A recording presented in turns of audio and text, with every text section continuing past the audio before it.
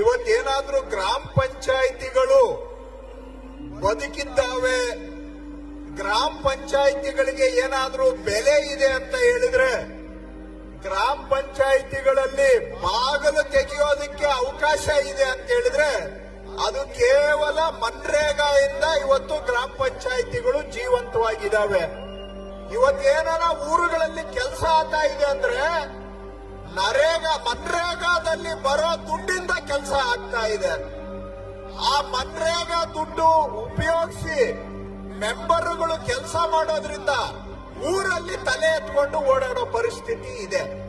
ಇವತ್ತು ಹಳ್ಳಿಗಳನ್ನ ನಿರ್ನಾಮ ಮಾಡಬೇಕು, ಪಂಚಾಯಿತಿಗಳನ್ನ ಮುಗಿಸಾಕ್ಬೇಕು ಅಂತೇಳಿ ಕೇಂದ್ರ ಸರ್ಕಾರದವರು ಮನ್ರೇಗಾನ್ನ ತುಳಿಯೋದಕ್ಕೆ ಹೊರಟಿದ್ದಾರೆ.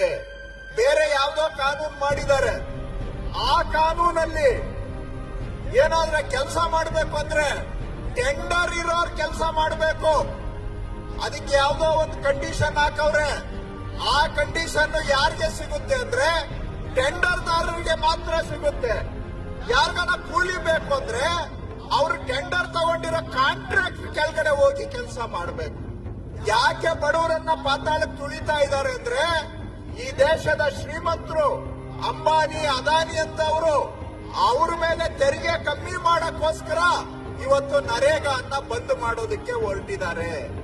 ಇಷ್ಟು ದಿನ ಗ್ರಾಮ ಪಂಚಾಯಿತಿ ಎಲೆಕ್ಷನ್ ಅಂದ್ರೆ ಜೋರಾಗಿ ಪೈಪೋಟಿ ಇರೋದು ಊರುಗಳಲ್ಲಿ. ಯಾಕಿರೋದು? ನರೇಗಾದಲ್ಲಿ ಒಂದಷ್ಟು ದುಡ್ಡು ಬರ್ತದೆ ಅಂತ ಆ ಪಂಚಾಯಿತಿ ಮೆಂಬರ್ಗಳಿಗೆ ಊರಲ್ಲಿ ಕಿಮ್ಮತ್ತಿರೋದು. ಇವತ್ತು ನರೇಗಾನ ಬಂದಾಗೋದ್ರೆ ಪಂಚಾಯಿತಿಗಳನ್ನ ಬಾಗಿಲಾಕುವಂತ ಪರಿಸ್ಥಿತಿ ಬರ್ತದೆ. ಗ್ರಾಮ ಪಂಚಾಯಿತಿ ಬಂದಾದ್ರೆ ನಾಳೆ ಎಲ್ಲ ದಿಲ್ಲಿ ದರ್ಬಾರ್ ಆಗೋಗ್ತದೆ.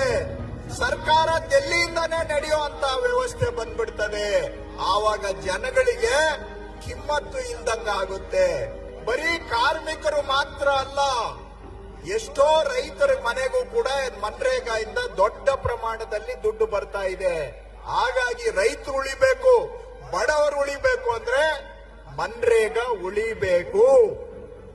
ಆ ಬಡವರನ್ನ ನಾಶ ಮಾಡೋಕ್ಕೋಸ್ಕರ ಇವತ್ತು ಕೇಂದ್ರ ಸರ್ಕಾರ ಮನ್ರೇಗಾನ ಕಿತ್ತಾಕೋದಕ್ಕೆ ಹೊರಟಿದೆ.